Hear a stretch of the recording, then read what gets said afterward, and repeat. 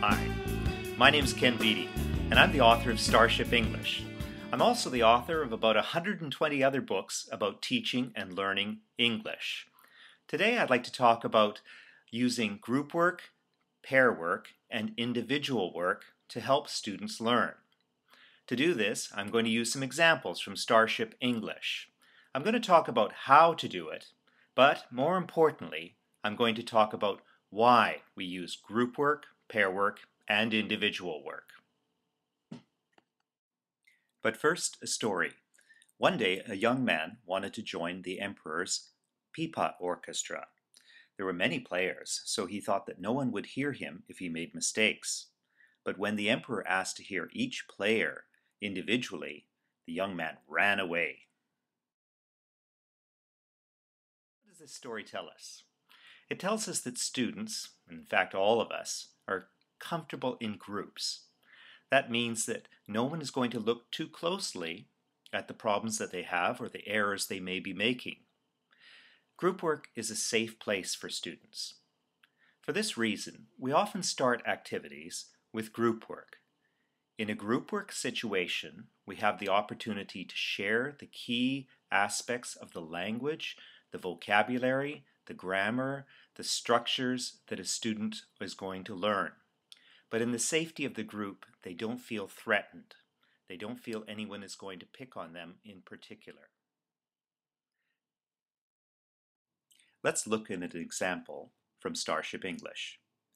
On this opening page on the left-hand side, we have an opportunity for students to learn about the structures and the vocabulary that fit into those structures.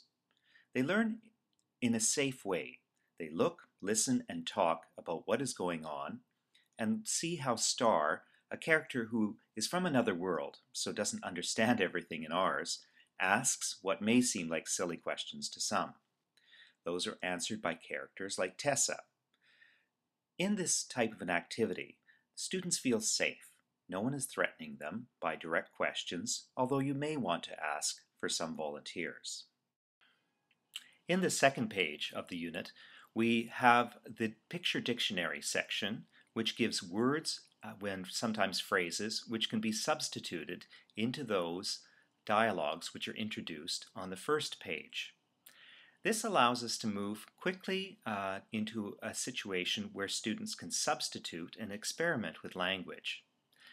They can move from working in a group and listening as a whole class to a presentation with a few students being guinea pigs to sort of show them how it's done, to a situation where they can try.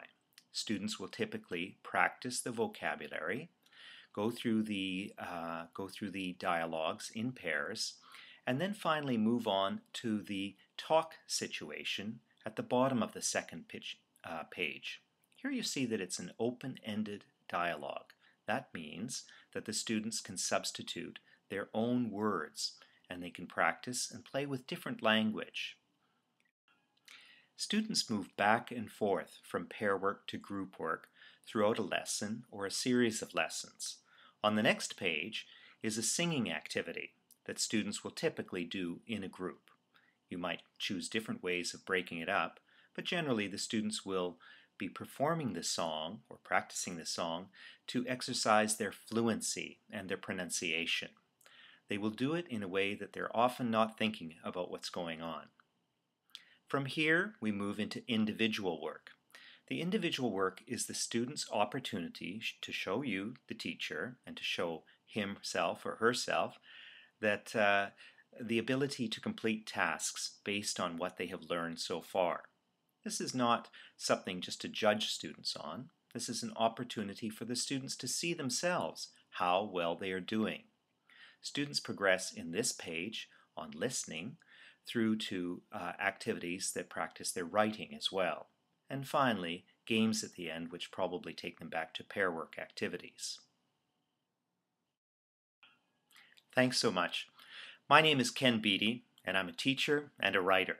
Stay tuned for more YouTube videos about other topics of interest to teachers and learners.